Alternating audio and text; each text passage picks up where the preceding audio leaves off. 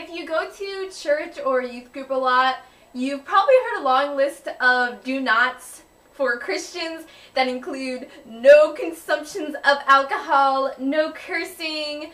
I believe that Christianity should be more about what you are doing rather than what you're not doing. And so, drawing from the theme of my shirt, which is happiness, we are going to be positive in this video. Number one is listen to Christian music. Now, my entire iPod is not totally Christian music. I have been buying all of the Megan and Liz singles. They're a YouTube sister twin band, and you should go check them out. I personally feel like it forces me to focus on God more throughout the day, and it's really encouraging, and it makes me feel like I'm not alone. And so Christian music kind of is like, oh my gosh, these people, their entire life is making Christian music, and so it makes me really happy. Happiness! For some reason, this year, I've been talking about downloading music a lot with people, and they're all really shocked that I actually paid for my music on iTunes, and I'm really shocked that a bunch of my friends illegally download it from wherever. Since law enforcement people fail at finding people who illegally download music, you're probably not going to get caught. But the Bible tells us in Romans 13 verse 1, everyone must submit himself to the governing authorities, for there is no authority except that which God has established. The authorities that exist have been established by God. Consequently, he who rebels against the authority is rebelling against what God has instituted, and those who do so will bring judgment on themselves. God basically wants us to obey the law, and so if you actually pay for your music rather than illegally downloading it, and then when you talk about that, people are like, wow, you actually buy all your music? That's kind of something that will make you stand out as a Christian. Number two, be positive. I know, right? This whole video is about happiness. People are always asking me why I'm so happy, and the answer is because of God. Some people have been like, no, it's your personality type. But I've actually seen through some of my friends who have become Christians that it seriously is transforming if you're actually super real about living out your faith. 1 Thessalonians 5:16, be joyous always. It should definitely be an intuitive part of your faith, but through being positive, you should try when you're speaking to be uplifting towards others and not like gossiping and downgrading other people. Whenever I'm having a conversation with a friend and they start talking bad about whoever, I either change the topic or I'm like, hey, stop talking about so-and-so that way. Also, don't curse, and a lot of Christians curse, and it really irritates me because if you are going around claiming you are a Christian and then you're being like blatantly hypocritical, you're misrepresenting millions of Christians around the world. We're a huge family, and so it's kind of disrespectful to a million some people to kind of specifically do things that everyone knows are things that Christians say they don't do. Also, don't complain. But one of the verses that I memorized to help me with this is Philippians 3 verses 14 through 15. Do everything without complaining or arguing, so that you may become blameless and pure, children of God without fault in a crooked and depraved generation in which you shine like stars in the universe. Number 3, be forgiving is in Matthew 18 verse 15. If your brother sins against you, go and show him his fault just between the two of you. If he listens to you, you have won your brother over. But if he will not listen, take 1 or 2 others along, so that every matter may be established by the testimony of 2 or 3 witnesses. If he refuses to listen to them, tell it to the church. And if he refuses to listen to even the church, treat him as you would a pagan or a tax collector. So when you have a problem with someone, don't go around talking about it with a bunch of people. Confront that person individually, and then if they still have a problem, confront them with a friend. You don't need to go around gossiping about someone when they do one little thing wrong. In that same chapter, Peter asked Jesus, Lord, how many times shall I forgive my brother when he sins against me? Verse 21. And then in verse 22, Jesus is like, I tell you, not 7 times, but 77 times. If we're forgiven so much by Jesus, then we need to be willing to forgive so many people the same way. Number 4, befriend people who others seem to hate. And that's exactly what Jesus did. He said that he came to heal the sick, not the well. And he hung out with people who were social outcasts. There were these people called lepers, and it was like this contagious disease, and everyone hated them.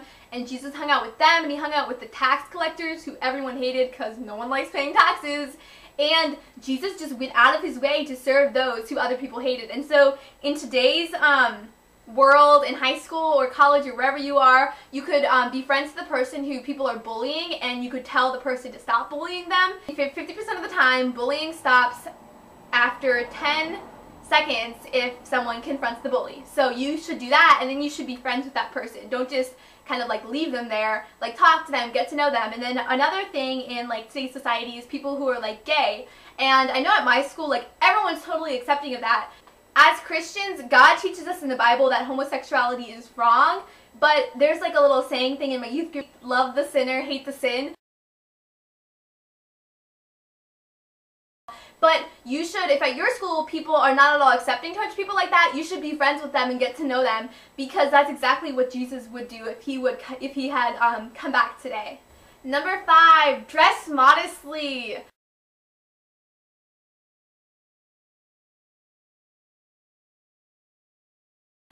This is not very definable, because in the Bible times, if I was wearing this shirt and wearing my hair down, that would be super scandalous. But today, like, this is a pretty modest outfit.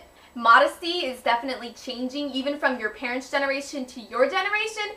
If you Google the Revolution Modesty Survey and click on the first link, you can read comments and hundreds of comments of guys talking about clothes. I've been meaning to make a video about this for so long because I love this survey so much.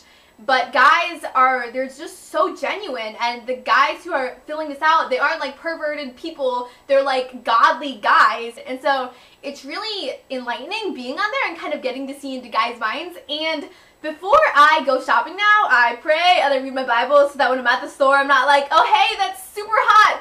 I'm more like, oh hey, let's be a little Christian-esque in what clothes I pick out. Number 6, be humble. I actually really notice it in guys when they are humble, because a lot of guys can be super egotistical, and especially the guys who are popular and into sports, they can be super egotistical. And as a Christian girl, like, that's not at all hot to me. In 1 Timothy 1 verses 15, and by the way, Paul wrote this, "Here is a trustworthy saying that deserves full acceptance. Christ Jesus came into the world to save sinners, of whom I am the worst." And the whole reason that we're all Christians is because we really mess up and fail at life. My accountability buddy, who I haven't talked to in a while, but I love so much, he said that everyone is failing at life. Everyone has an F. And you know what? You might have an F+, and that kid next to you in class might have an F-, but we're still all failing. So you don't need to be conceited or judgmental towards other people, because in God's eyes, we're all failing. And you're not better than anyone else just because you tend to be a tad more pure than them. One of my favorite things to quote is in Proverbs, and it says, "Pride comes before the fall." And it is so true. For example, this guy at my school thought he'd be super cool and jumped down like 6 stairs to get to the bottom. And then he ended up breaking his leg, and he was on crutches for 2 months. Pride comes before the fall. Literal fall. Number 7, have integrity. This one is kind of the most easiest to show to people, because everyone is always asking for answers during the test, or like to copy answers on an assignment, or asking what was on the test. And so when you're like, no, I'm not going to give you the answers, it kind of offends people at first. But if you're claiming to be a Christian, then you gotta live it out. Always be bringing up God in the conversation, and don't make it forced. A lot of these should not at all be forced, but they should come intuitively and automatically if you're always like immersing yourself in God. If we're talking about something random, I'll be like, oh my gosh, that reminds me of this Bible verse, and I'll say it. And don't do it so much because you're like, oh my gosh, I want to evangelize to my friends. Don't be obnoxious about it.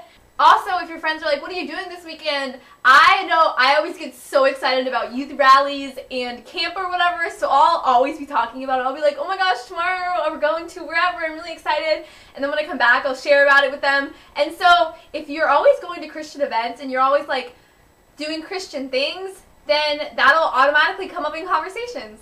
Know a bunch of Bible verses verbatim.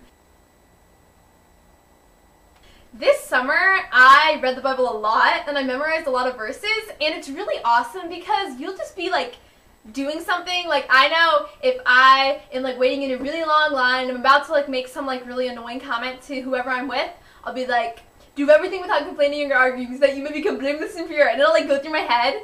Or when I'm having negative thoughts, I'll be like, nothing is impossible with God. So not only will knowing a bunch of Bible verses encourage you throughout the day, but also if you're hanging out with Christian friends, which you should be hanging out with Christian friends. If you're a Christian, you can say those verses to them to encourage them. So another reason to know the Bible verbatim is because religion will come up in your classes at school a lot, particularly in high school, in world history or US history or Euro. And if your teacher is super atheist, like most of the teachers in my school are, it's nice being able to quote a Bible verse and support and represent Christianity. A lot of people have preconceptions about the Bible that aren't necessarily true, and so if you could just be like, in Psalm whatever it says this, and you can like literally quote it, then you can fight against that notion that Christians don't read the Bible and don't really care about God. And then also, by talking about God openly in your classes and showing everyone that you're a Christian and that you're super serious about it, if anyone in the class is kind of like curious about Christianity, they'll know to go up to you because you seem to be really open about it. Smile! Going along with the whole happiness thing, it should be totally automatic. So a lot of times when I'm walking around my school campus and I pass someone, the person is like super, I'm so much cooler than her, so I'm not even gonna look at her.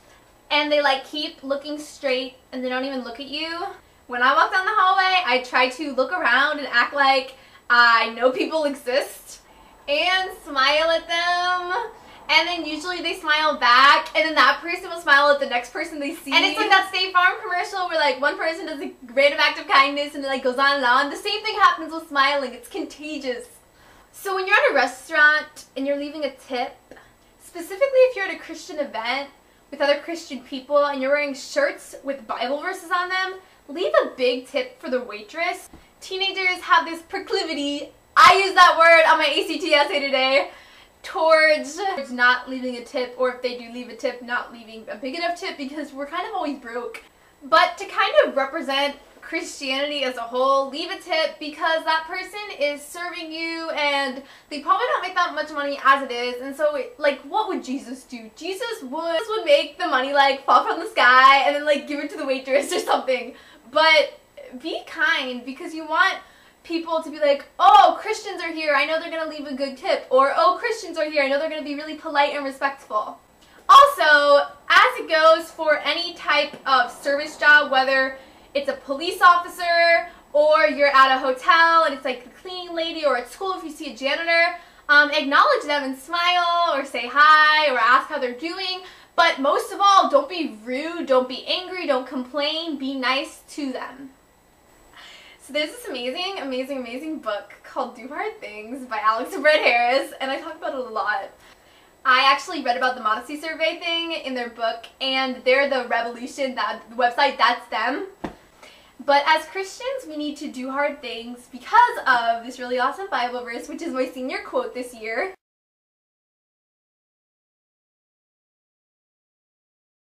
I think that this can apply to schoolwork, to dance class, to athletics, to helping someone who drops their books at school, just going the extra mile. And Jesus said in Matthew that if someone asked you to walk 1 mile with them, walk 2 miles with them. And so if your friend asked you to study with her after school for an hour, study with her for 2 hours.